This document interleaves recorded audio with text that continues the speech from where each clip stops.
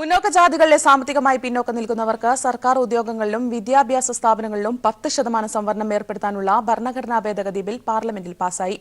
7-നെതിരെ 165 വോട്ടുകൾക്കാണ് bill പാസായത്. Bill കൂടുതൽ ചർച്ചയ്ക്കായി select കമ്മിറ്റിക്ക് വിടണമെന്ന പ്രതിപക്ഷ ആവശ്യം വോട്ടിനിട്ട് തള്ളി. 3 ദിവസത്തിനുള്ളിലാണ് സുപ്രധാന ഭരണഘടനാ ഭേദഗതി ബിൽ പാർലമെന്റിൽ കേന്ദ്ര സർക്കാർ പാസാക്കിയെടുത്തത്. ബിൽ നിയമമാകാൻ സാങ്കേതിക നടപടികൾ മാത്രമാണ് ഇനി ബാക്കി. തിങ്കളാഴ്ച മന്ത്രിസഭാ യോഗം 10% സാമ്പത്തിക സംവരണം കൊണ്ടുവരാൻ തീരുമാനിച്ചതിന് പിന്നാലെ നാടകീയമായാണ് കേന്ദ്ര സർക്കാർ ഇതിനായി ഭരണഘടനാ ഭേദഗതി ബിൽ പാർലമെന്റിൽ പാസാക്കിയെടുത്തത്. 7-നെതിരെ 165 വോട്ടുകൾക്കായിരുന്നു 124-ാം ഭരണഘടനാ ഭേദഗതി ബിൽ രാജ്യസഭയിൽ പാസായത്. മുസ്ലിം league, Aam Aadmi party, DMK എന്നിവരൊഴികെ എല്ലാ പാർട്ടികളും ബില്ലിനെ പിന്തുണച്ച് വോട്ട് ചെയ്തു. ബില്ല് സെലക്ട് കമ്മിറ്റിക്ക് വിടണമെന്ന പ്രമേയം വോട്ടിനിട്ടെങ്കിലും പരാജയപ്പെട്ടു. ഇടതു പാർട്ടികളുടെ പിന്തുണയോടെ കനിമൊഴി MP ആയിരുന്നു പ്രമേയം കൊണ്ടുവന്നത്. സ്വകാര്യ മേഖലയിലും സംവരണം വേണമെന്നുൾപ്പെടെ 3 ഭേദഗതികൾ CPIM നിർദ്ദേശിച്ചു.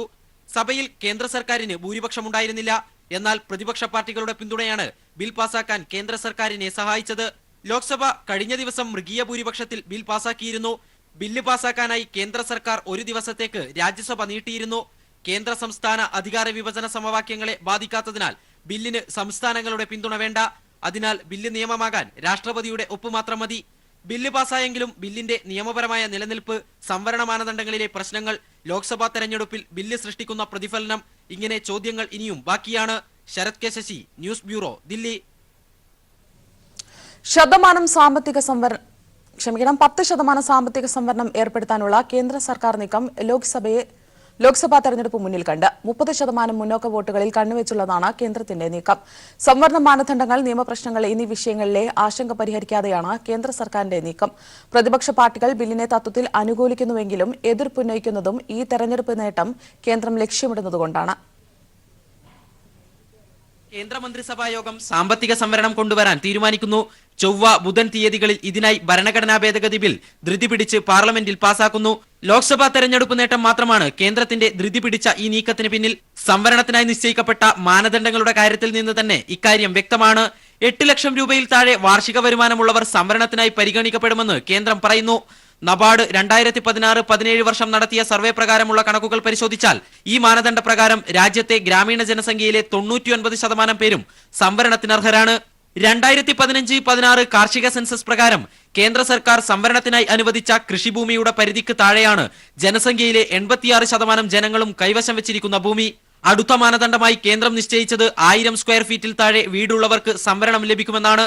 2011-12 സാമ്പിൾ സർവേ പ്രകാരം 20% ജനങ്ങൾക്കും വീട് 1000 സ്ക്വയർ ഫീറ്റിൽ താഴെയാണ്. ഈ 3 മാനദണ്ഡങ്ങൾ നിശ്ചയിച്ചതിലെ അശാസ്ത്രീയതയിൽ നിന്ന് തന്നെ കേന്ദ്ര സർക്കാർ സംവരണം കൊണ്ടുവരാൻ ഗൃഹപാഠം ചെയ്തില്ല എന്ന് വ്യക്തമാണ്. തൊഴിലവസരങ്ങൾ ഉറപ്പാക്കാനാണ് സംവരണം കൊണ്ടുവരുന്നതെന്ന വാദവും പൊള്ളയാണ്.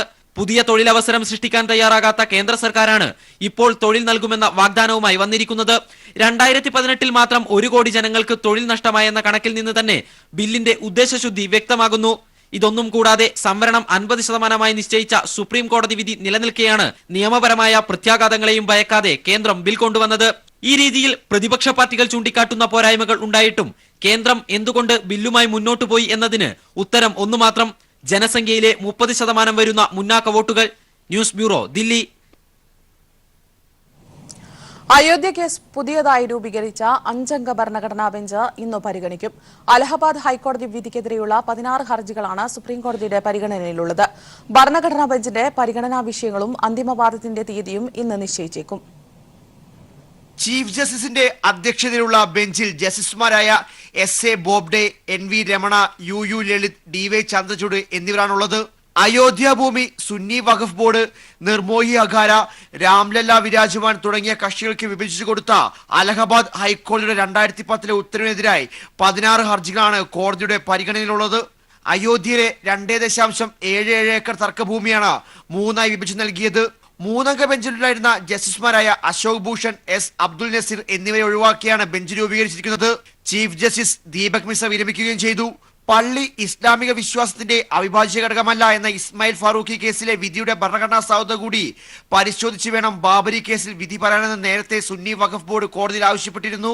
ഇതിന്റെ അടിസ്ഥാനത്തിൽ കേസ് ഭരണഘടനാ ബെഞ്ചിന് വിടണമെന്നും ആവശ്യപ്പെട്ടു.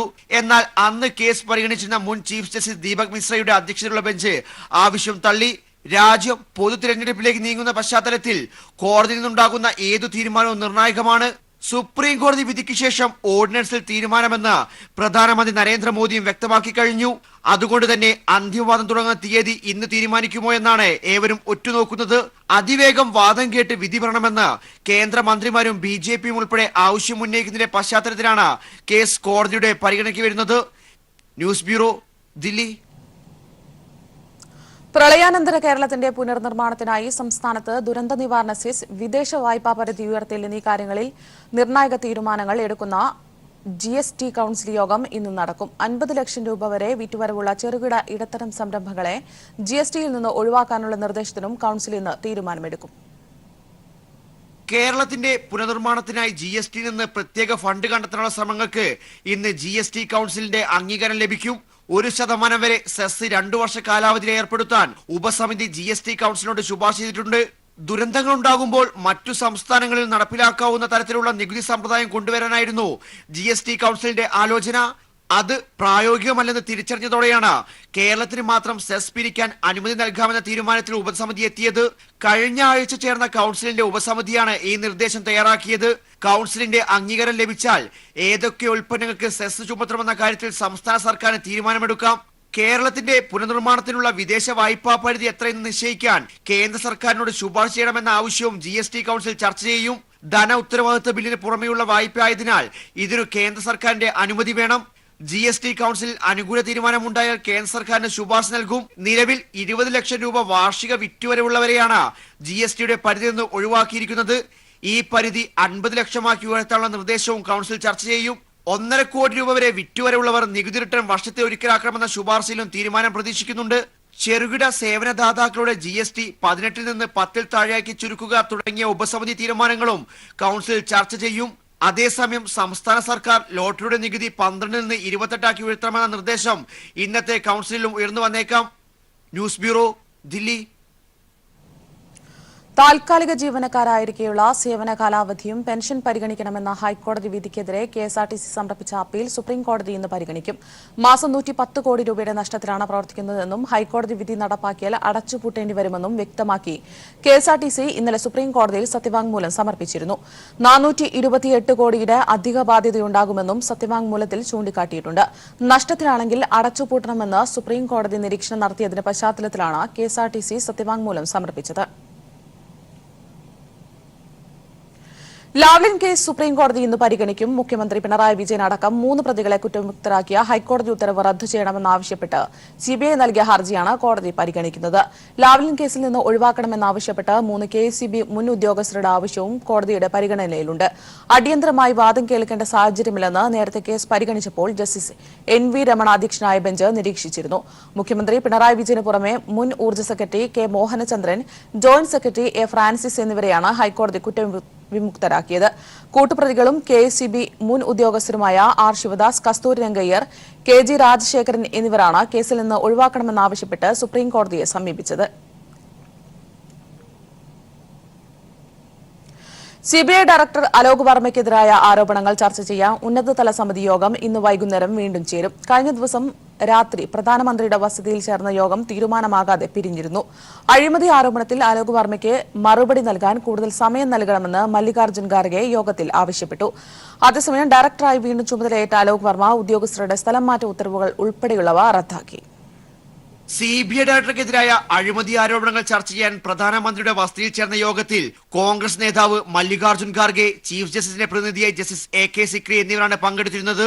കഴിഞ്ഞ ദിവസം രാത്രി 8 മണിയോടെ പ്രധാനമന്ത്രിയുടെ വസതിയിൽ ചേർന്ന യോഗം തീരുമാനമാവാതെ പിരിയുകയായിരുന്നു.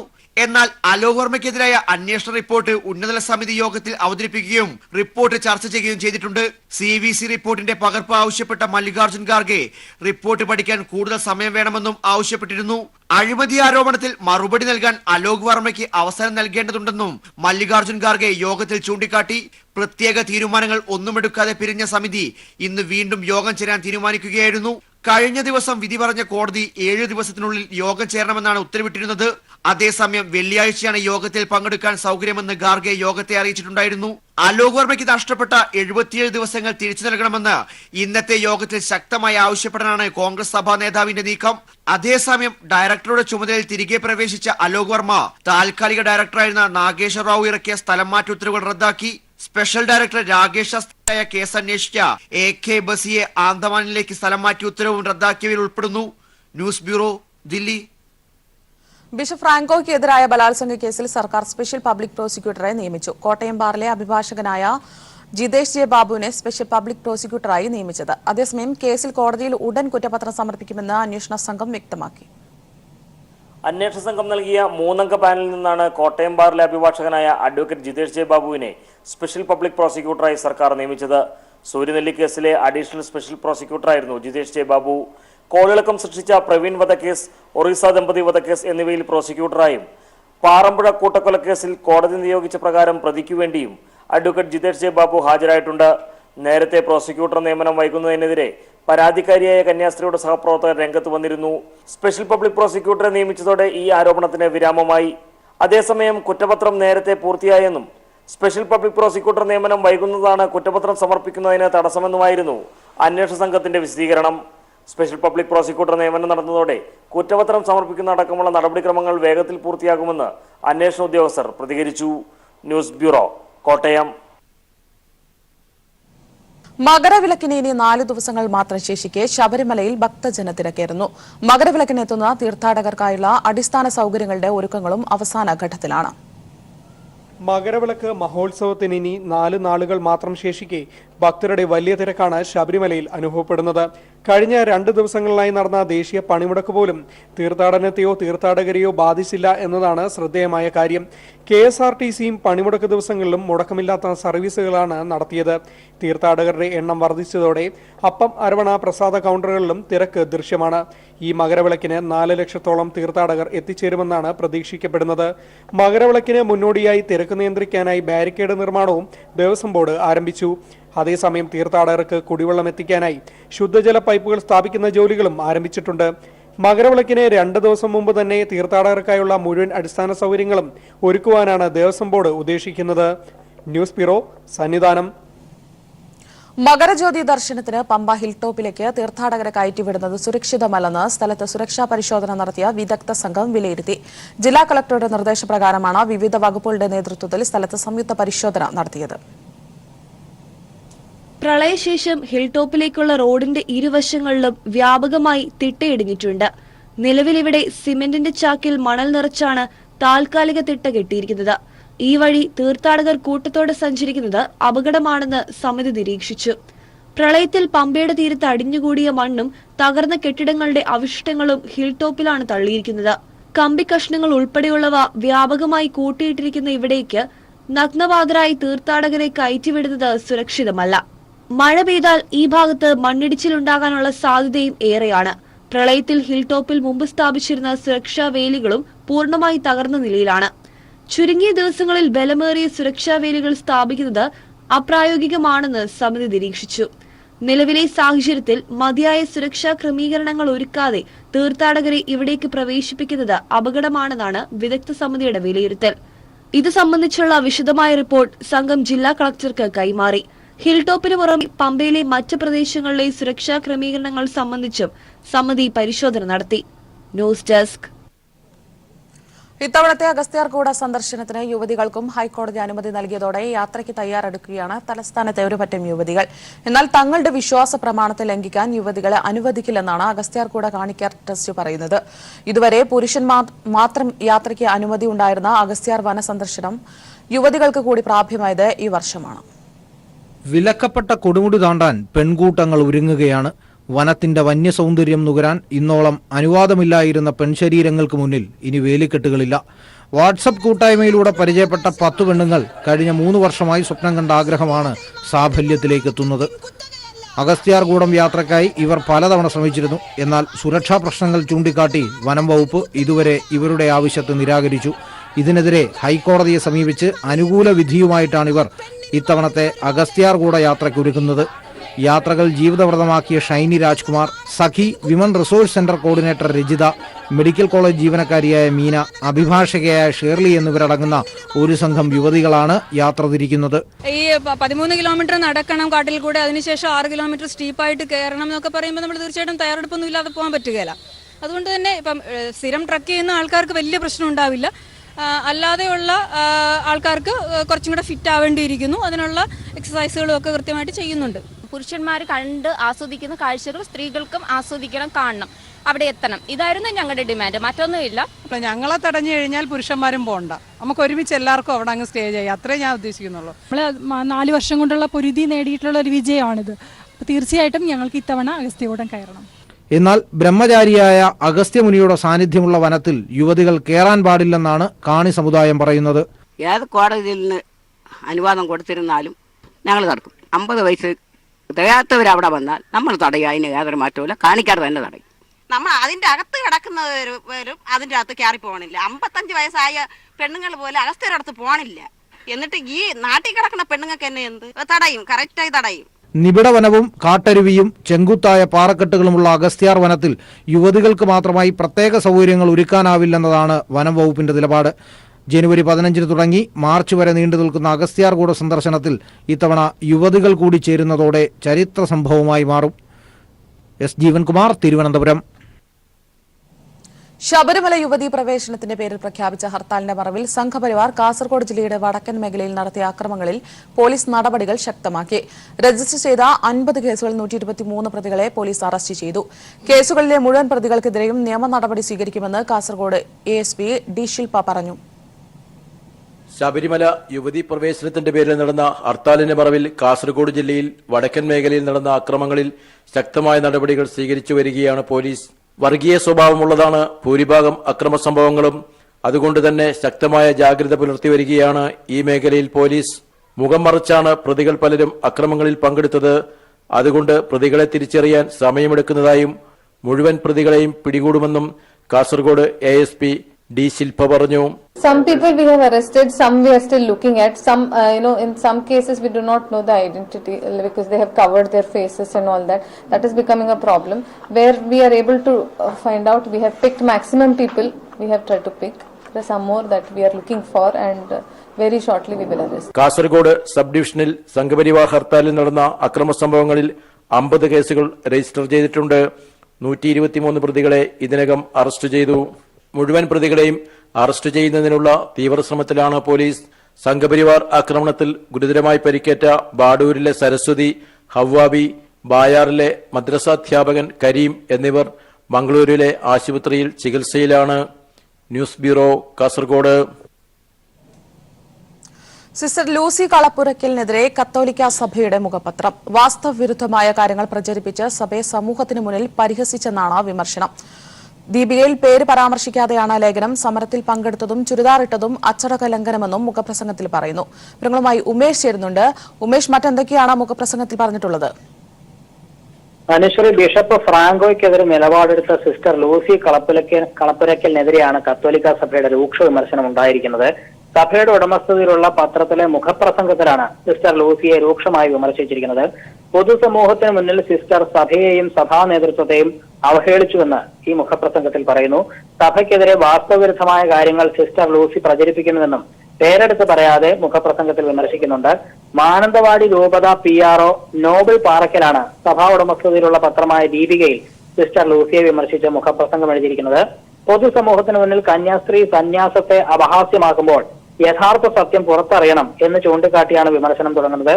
സഭാധികാരികളുടെ സമ്മതമില്ലാതെയാണ് ബിഷപ്പ് ഫ്രാങ്കോയ്ക്കെതിരായ സമരത്തിൽ കന്യാസ്ത്രീ പങ്കെടുക്കുകയും വാസ്തവവിരുദ്ധമായ കാര്യങ്ങൾ പ്രചരിപ്പിക്കുകയും ചെയ്തത്. സന്യാസ വസ്ത്രം മാറ്റി ചുരിദാർ ധരിച്ച് വികലമായ ആക്ഷേപം ഉന്നയിച്ച സ്വന്തം ഫോട്ടോ സമൂഹ മാധ്യമങ്ങളിലൂടെ പ്രചരിപ്പിച്ചു. അനുവാദമില്ലാതെ കവിതകൾ പ്രസിദ്ധീകരിച്ചു. ഡ്രൈവിംഗ് ലൈസൻസ് എടുത്തതും വാഹനം വാങ്ങിയതും മേലധികാരികളുടെ അനുമതിയില്ലാതെയാണ്. 2017 മുതൽ ശമ്പളം സന്യാസ സഭയെ ഏൽപ്പിച്ചിട്ടില്ല. ഇത്തരത്തിൽ നിരന്തരം അച്ചടക്കം ലംഘിച്ചതിനെ തുടർന്നാണ് കന്യാസ്ത്രീയോട് വിശദീകരണം ചോദിച്ചതെന്നും സത്യം മനസ്സിലാക്കാതെയാണ് മാധ്യമങ്ങളും പ്രവർത്തിക്കുന്നതെന്നും ഈ മുഖപ്രസംഗത്തിൽ പറയുന്നു. നേരിട്ട് ഹാജരായി വിശദീകരണം നൽകണമെന്ന് സിസ്റ്റർ ലൂസിയോട് സന്യാസി സഭ ആവശ്യപ്പെട്ടെങ്കിലും സിസ്റ്റർ ലൂസി അതിന് തയ്യാറായിട്ടില്ല. താൻ അച്ചടക്കം ലംഘിച്ചിട്ടില്ലെന്നും പല പുരോഹിതരുടെയും തെറ്റുമറയ്ക്കാനാണ് തന്നെ വിമർശിക്കുന്നത് എന്നുമാണ് സിസ്റ്റർ ലൂസിയുടെ നിലപാട്. അനുശ്രീ. സിസ്റ്റർ ലൂസി കളപ്പുരയ്ക്കലിനെതിരെ കത്തോലിക്ക സഭയുടെ മുഖപത്രം. വിവരങ്ങളാണ് ഉമേഷ് നൽകിയത്. ഇടവേള. സംഘപരിവാർ ഹർത്താൽ ദിനത്തിൽ കോഴിക്കോട് മിഠായി തെരുവ് ആക്രമണത്തിൽ ഇനിയും പിടികിട്ടാനുള്ള പ്രതികളുടെ ചിത്രങ്ങൾ പോലീസ് പുറത്തുവിട്ടു. 11 പേരുടെ ഫോട്ടോയാണ് കോഴിക്കോട് സിറ്റി പോലീസ് പുറത്തുവിട്ടത്. ഫോട്ടോയിലുള്ളവരെ കണ്ടാൽ അറിയിക്കണമെന്നും നിർദ്ദേശമുണ്ട്. അക്രമികൾ ഉൾപ്പെട്ട വീഡിയോ പരിശോധിച്ചാണ് ഇനി പിടികൂടാനുള്ള സംഘപരിവാറുകാരുടെ ഫോട്ടോ പോലീസ് പുറത്തുവിട്ടത്. മിഠായി തെരുവിൽ അക്രമം നടത്തിയ 11 പേരെ കൂടി പോലീസിന് കണ്ടെത്താനുണ്ട്. ഇതിനായി ഫോട്ടോയിലുള്ളവരെ കണ്ടാൽ പോലീസിൽ അറിയിക്കണമെന്ന് നിർദ്ദേശിക്കുന്നു. കേസിൽ ഇതിനകം 32 പേരെ അറസ്റ്റ് ചെയ്തു. ഈ മാസം 3 നടന്ന ഹർത്താലിൽ മിഠായി തെരുവിനോട് ചേർന്ന കോയൻകോ ബസാറിലെ 16 കടകളാണ് സംഘപരിവാർ സംഘം തകർത്തത്. പള്ളികൾ പൊളിക്കുമെന്നും മുസ്ലിങ്ങളെ വെറുതെ വിടില്ലെന്നും അക്രമികൾ വിളിച്ചു പറഞ്ഞത് വിവാദമായിരുന്നു. ഇതിന്റെ അടിസ്ഥാനത്തിൽ കലാപത്തിന് ശ്രമിച്ചെന്ന വകുപ്പൂടി ചുമത്തിയാണ് ടൗൺ പോലീസ് കേസെടുത്തത്. പോലീസും വ്യാപാരികളും സംഘടിച്ചപ്പോൾ കോർട്ട് റോഡിലെ ഗണപതി മാരിയമ്മൻ ക്ഷേത്രത്തിൽ ഓടിക്കയറിയ സംഘം അവിടെ നിന്നാണ് കലാപാഹ്വാനം നടത്തിയത്. ഹർത്താലിനെ തള്ളി വ്യാപാരികൾ കടകൾ തുറന്നത് ക്ഷീണമാകുമെന്ന തിരിച്ചറിവ് സംഘപരിവാറിനെ വ്യാപക അക്രമത്തിലേക്ക് നയിക്കുകയായിരുന്നു. കടകൾ തിരഞ്ഞുപിടിച്ച് തകർക്കുന്നതിനായി വലിയ തോതിൽ ആയുധങ്ങളും ഇവർ സംഭരിച്ചു. ഗണപതി മാരിയമ്മൻ ക്ഷേത്ര കോമ്പൗണ്ടിലെ VHP ഓഫീസിൽ നിന്ന് 20 ദണ്ടുകൾ, കൊടുവാൾ, ദണ്ഡ എന്നിവ പോലീസ് പരിശോധനയിൽ കണ്ടെത്തുകയും ചെയ്തു. News bureau, Kozhikode. ആരാധകരെ ആവേശത്തിലാഴ്ത്തി രജനി ചിത്രം പേട്ട തിയേറ്ററുകളിൽ. ചിത്രത്തിൽ ശ്രദ്ധേയമായ വേഷം കൈകാര്യം ചെയ്ത മണികണ്ഠൻ ആചാരി പാലക്കാട് ആരാധകർക്കൊപ്പം ആദ്യ ഷോ കണ്ടു. ചിത്രത്തിന്റെ വിശേഷങ്ങൾ മണികണ്ഠൻ ആചാരി പീപ്പിൾ ടിവിയോട് പങ്കുവയ്ക്കുന്നു. പേട്ട തിയേറ്ററുകളിൽ മികച്ച പ്രതികരണം നേടുമ്പോൾ മലയാളിക്ക് കൂടി അഭിമാനിക്കാവുന്ന ഒരു നിമിഷമാണ്. മലയാളിയുടെ പ്രിയപ്പെട്ട മണികണ്ഠൻ ആചാരി ഈ ചിത്രത്തിൽ ഒരു ശ്രദ്ധേയമായ വേഷം ചെയ്തിട്ടുണ്ട്. മണികണ്ഠൻ ആചാരി ഇപ്പോൾ പീപ്പിൾ ടിവിയോടൊപ്പം ചേരുന്നു. ഈ ചിത്രത്തെ കുറിച്ചുള്ള അഭിപ്രായം? വളരെയധികം സന്തോഷത്തിലാണ്. നമ്മൾ പ്രതീക്ഷിച്ച പോലെ മാസും ഉണ്ട്, പ്രതീക്ഷിക്കാത്ത ക്ലാസ്സുമാണ് പടം. അതായത് എന്താ പറയാ, രജനി സാറിന്റെ നമ്മൾ ചെറുപ്പത്തിൽ കണ്ടിട്ടുള്ള എല്ലാ മാസുകളും, സിഗരറ്റ് എറിയുന്നത് അല്ലെങ്കിൽ പഞ്ച് ഡയലോഗുകൾ എല്ലാം ഇതിൽ ഉൾപ്പെടുത്തിയിട്ടുണ്ട്. അതേപോലെ തന്നെ കാർത്തിക് സുബ്രാജ് എന്ന് പറയുന്ന സംവിധായകനിൽ നിന്നും നമ്മൾ അങ്ങനെ ഒരു മാസം മാത്രമല്ല പ്രതീക്ഷിക്കുന്നത്. ഇത്രയും വലിയൊരു നിരത്തി ഒരു പടം ചെയ്യുമ്പോൾ അതിൽ കൃത്യമായിട്ട് ഒരു എന്താ പറയുക, ആക്ടേഴ്സിനെ ആക്ട് ചെയ്യാനുള്ള ഒരു ഏരിയ ഉണ്ടാവും എന്നുള്ളൊരു വിശ്വാസം ഉണ്ടായിരുന്നു, ഒരു പ്രതീക്ഷ ഉണ്ടായിരുന്നു. അത് അങ്ങനെ തന്നെ അദ്ദേഹം ചെയ്തിട്ടുണ്ട്. സെക്കൻഡ് ഹാഫിൽ ഈ പറയുന്ന പോലെ നവാസും സിദ്ദിഖും വിജയ് സേതുപതിക്കും എല്ലാവർക്കും അതിൽ വന്നിട്ടുള്ള എല്ലാ താരങ്ങൾക്കും അവരുടേതായ ഒരു ഈ വളരെ ചെറിയ ക്യാരക്ടേഴ്സ് ആണെങ്കിൽ പോലും ഇപ്പം ഞാൻ ഇതിനകത്തൊരു വലിയ ഒരു കഥാപാത്രമോ അല്ലെങ്കിൽ ഒരുപാട് സീനോ വന്നു എന്നുള്ളതല്ല, ഉള്ളത് എന്നെ രജിസ്റ്റർ ചെയ്തിട്ടുണ്ട്, എന്നെ തിരിച്ചറിയുന്നുണ്ട്. പിന്നെ എന്നെ സംബന്ധിച്ച് എത്ര സീൻ ചെയ്തെന്നോ എൻ്റെ കഥാപാത്രത്തെ കുറിച്ച് സംസാരിക്കപ്പെടുന്നോ അതൊന്നുമല്ല. ഞാൻ രജനീകാന്ത് എന്ന് പറയുന്ന അത്ഭുതത്തെ നേരിട്ട് കണ്ടു. അതുകൊണ്ടാണ് ഇവരെന്നെ ഇവിടെ വിളിച്ചിരിക്കുന്നത്. ഏതൊരു ഇപ്പോ ദക്ഷിണേന്ത്യയിലെ തന്നെ ഏതൊരു താരങ്ങളും ഒരുപക്ഷെ രജനീകാന്തിനെ ഒരുമിച്ച് അഭിനയിക്കാനുള്ള ഒരു അവസരം സ്വപ്നം പോലെയാണ് കാണുന്നത്. ആ സ്വപ്നം യാഥാർത്ഥ്യമായ സമയത്ത് എന്താണ് തോന്നിയത്? എന്താ പറയുക, എൻ്റെ കമ്മട്ടിപ്പാടത്തിന്റെ ഫസ്റ്റ് റിലീസ് ഞാൻ എന്നെ പിച്ച് നോക്കിയിട്ടുണ്ട് എന്ന് പറയുന്ന പോലെ പിന്നെ എനിക്ക് എന്നെ പിച്ച് നോക്കാൻ തോന്നിയിട്ടുള്ള ഒരു ദിവസം ഇന്നാണ്. ഞാനൊരു അത്ഭുതത്തിലെ ഒരു മായയിൽ നിൽക്കുന്നത് ഇന്നാണ്. ഞാൻ രജനി സാറിന്റെ ഒപ്പം എന്നെ ഞാൻ കണ്ടപ്പോൾ എൻ്റെ അച്ഛനും കൂടി ഉണ്ടായിരുന്നെങ്കിൽ എന്ന് ആശിച്ചു പോയി. അങ്ങനെ എന്താ പറയാ, എന്നെ വളർത്തിയവരൊക്കെ ഇത് കാണാൻ കഴിയാതെ മരിച്ചു പോയവരൊക്കെ എല്ലാവരും കൂടി ഉണ്ടായിരുന്നെങ്കിൽ അവർ ഒരുപാട് സന്തോഷിച്ചേനെ. കാരണം അത്രയും വലിയൊരു സ്വപ്നമാണിത്. ഏതൊരു നടൻ്റെയും രജനീകാന്ത്, കമലഹാസൻ, മോഹൻലാൽ, മമ്മൂട്ടി എന്ന് പറയുന്ന ഒരു 4 ഭിത്തിയാണ്. ആ ഭിത്തിക്കുള്ളിൽ വളർന്ന ഒരു നടനാണ് ഞാൻ. അപ്പോൾ ഒരുപാട് സന്തോഷമുണ്ട്. ഈ സിനിമയിൽ 2 മലയാളി സാന്നിധ്യമാണ് ഉള്ളത്. ഒന്ന് മാളവിക മോഹൻ സാറിൻ്റെ മോള്, പിന്നെ ഞാനാവാൻ കഴിഞ്ഞതിൽ എനിക്കൊരുപാട് സന്തോഷം. ഈ വർഷം തുടക്കം എനിക്കൊരു എന്താ പറയുക, വലിയൊരു എനർജിയാണ് ഈ സിനിമ എനിക്ക് തന്നിട്ടുള്ളത്. പാലക്കാട് തലവരുടെ ഫാൻസിൻ്റെ കൂടെ, ഫാൻസെന്നോ ആരാധകരെന്നോ പറഞ്ഞ് അവരെ ചെറുതാക്കാൻ കഴിയില്ല. അതിൻ്റെ അപ്പുറത്താണ്. 3 മണിക്ക് ഇങ്ങനെ വന്ന് നിൽക്കണമെങ്കിൽ ലോകത്ത് ഒരു നടനും ഇങ്ങനെ കിട്ടുമെന്ന് എനിക്ക് തോന്നുന്നില്ല. രജനി ചിത്രത്തിൽ അഭിനയിക്കാൻ കഴിഞ്ഞതിനെയും പേട്ട മികച്ച അഭിപ്രായം നേടുന്നതിനെയും സന്തോഷമാണ് മണികണ്ഠൻ ആചാരി പീപ്പിൾ ടിവിയുമായി പങ്കുവെക്കുന്നത്.